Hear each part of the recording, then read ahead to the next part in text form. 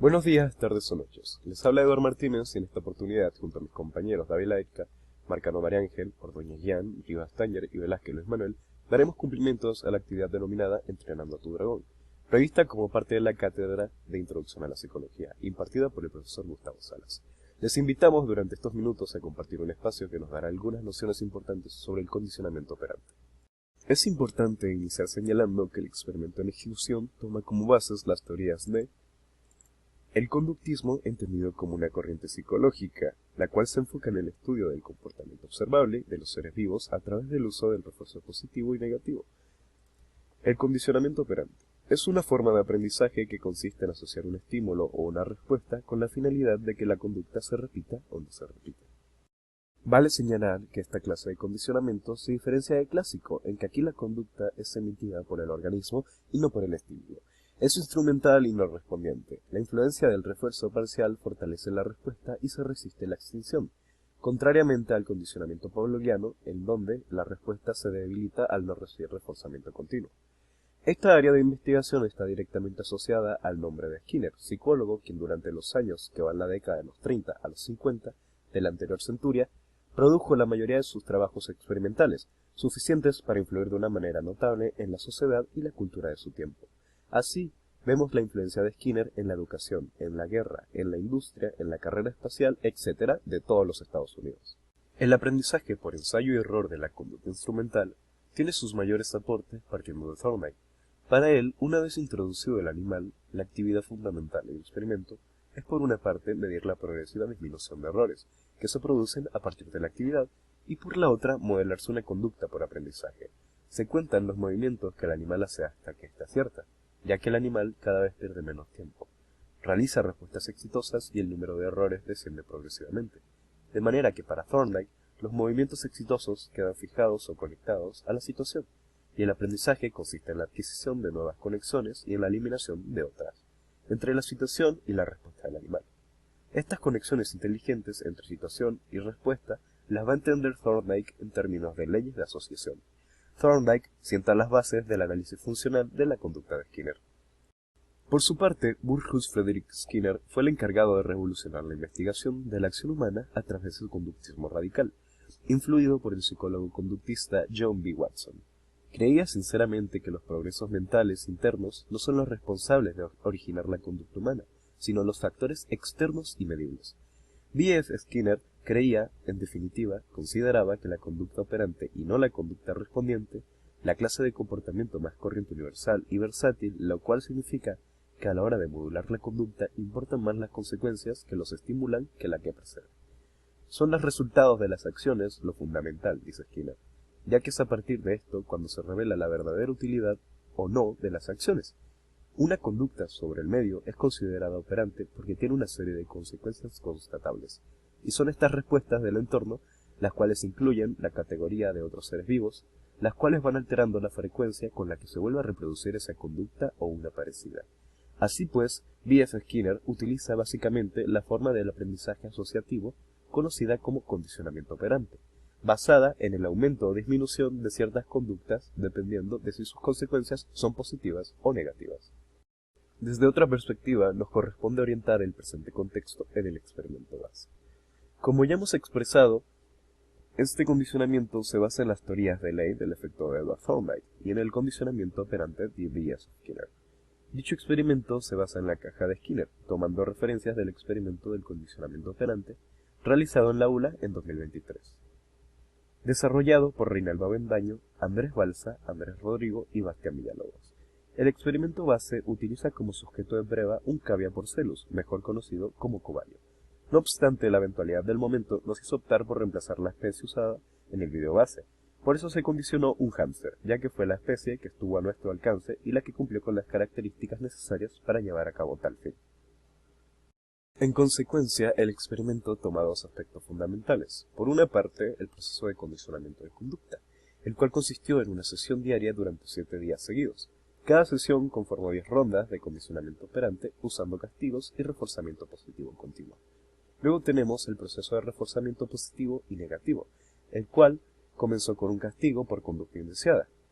Este usualmente disminuye la probabilidad de que un comportamiento se repita en el futuro. El castigo puede ser cualquier cosa que el animal encuentre aversivo, incluyendo sonidos fuertes, golpes y reprimendas. En este caso, usamos como castigo rociarle Sprite con agua cada vez que el sujeto comiera de una taza con el color equivocado. Por otro lado, el reforzamiento positivo es una consecuencia que aumenta la probabilidad de que un comportamiento se repita en el futuro. Colocando nuestro ejemplo, usamos como reforzamiento positivo dejar que el animal comiera en la taza correcta durante 15 segundos, ya que cuando lo hacía en una taza incorrecta era castigada a sí mismo. El refuerzo positivo puede ser cualquier cosa que el animal encuentre gratificante, incluyendo comida, caricias, juguetes y elogios.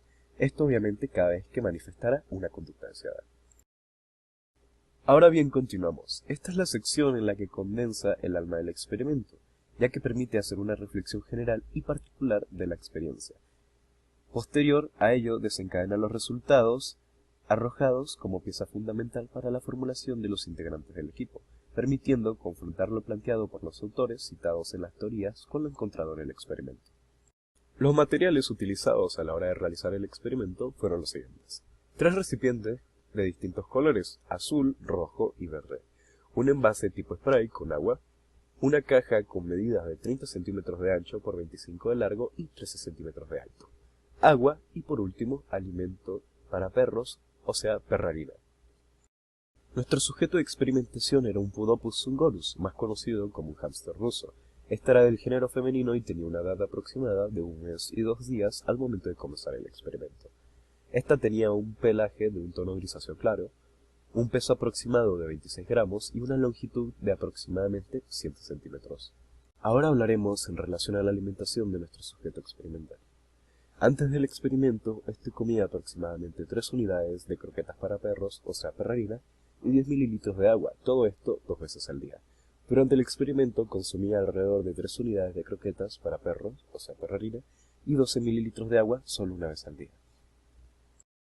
Pasando con nuestros objetivos, estos eran los siguientes. Nuestro objetivo general era lograr que el sujeto de experimentación se alimente exclusivamente del recipiente azul oscuro. Uno de nuestros objetivos específicos era lograr que el sujeto de experimentación ignore la comida de los platos incorrectos. La conducta a reforzar era consumir el alimento en el recipiente deseado y evitar los demás recipientes. Nuestra conducta a eliminar era consumir cualquier alimento dentro de los recipientes indeseados.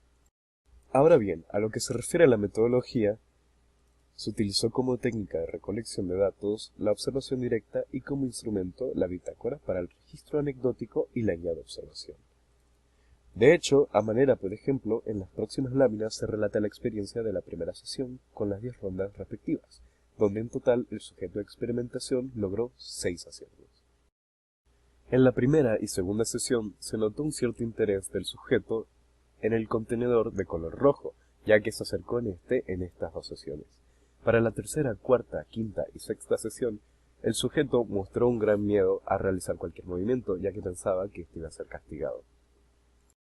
Para la séptima, octava y novena sesión, se notó que ya no era necesario utilizar el atomizador en el sujeto experimental, ya que con simplemente realizar un ruido, éste lo relacionaba con algo malo.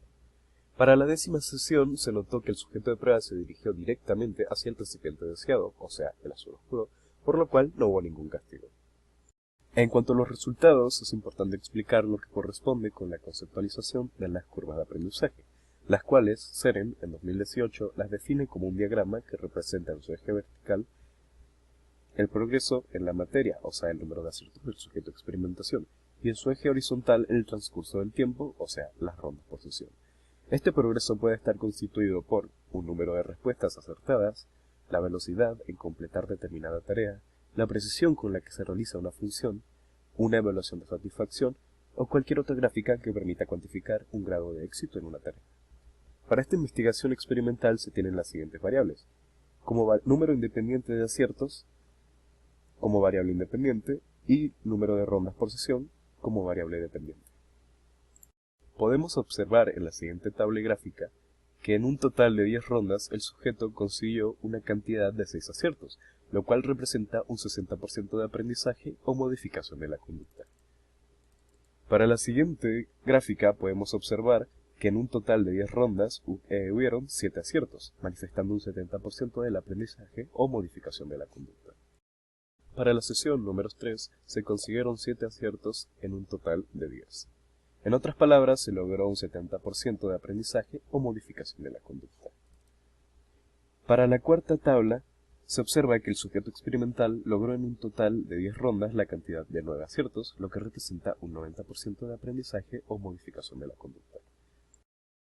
En la sesión 5 ocurrió una particularidad, y es que en el momento de la ronda 5, mientras hacía el experimento, como una variable interviniente o extraña, proveniente del ambiente, se apareció el gato de la casa y se puso nervioso al sujeto experimental, por lo que se alcanzó solo 4 aciertos, obteniendo un 40% de aprendizaje o modificación de la conducta. En la siguiente tabla y gráfico de la sesión 6 se observa que el sujeto experimental logró la cantidad de 9 aciertos en un total de 10 rondas, lo que representa un 90% de aprendizaje o modificación de la conducta. En la última sesión, la información arroja el logro de 10 aciertos de 10 intentos. En otras palabras, logró un 100% de aprendizaje o modificación de la conducta. La tabla resumen muestra que en un total de 70 intentos, el sujeto experimental logró acertar 52 veces, lo que representa un 74.29% de aprendizaje.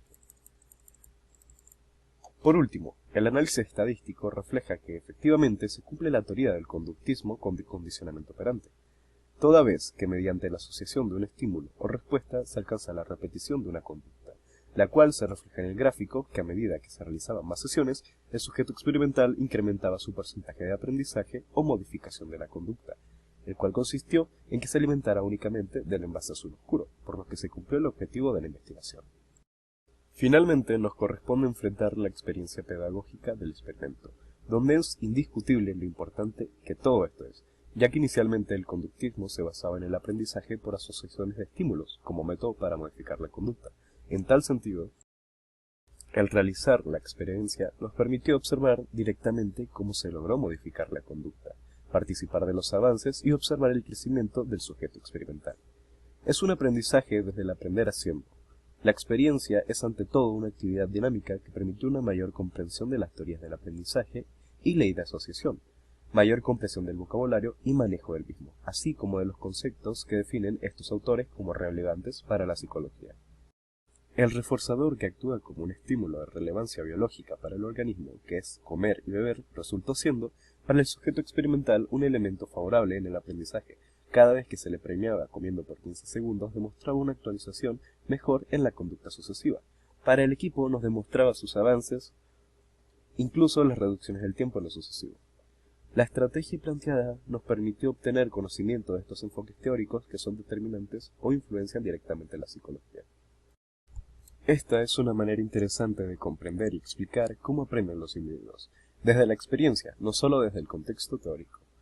Es una experiencia la cual determina la ruta que orienta el proceso de enseñanza-aprendizaje que va desde la obtención de conocimientos teóricos y prácticos, la obtención de vocabulario que nos permite aproximarnos a la carrera y la observación del sujeto experimental a través de la experiencia, lo que nos permite de manera directa recolectar los comportamientos y sobre todo comprenderlos. De esta forma terminamos con esta presentación, así que muchas gracias por permitirnos estos minutos y compartir con nosotros este productivo espacio sobre el condicionamiento operante. Muchas gracias.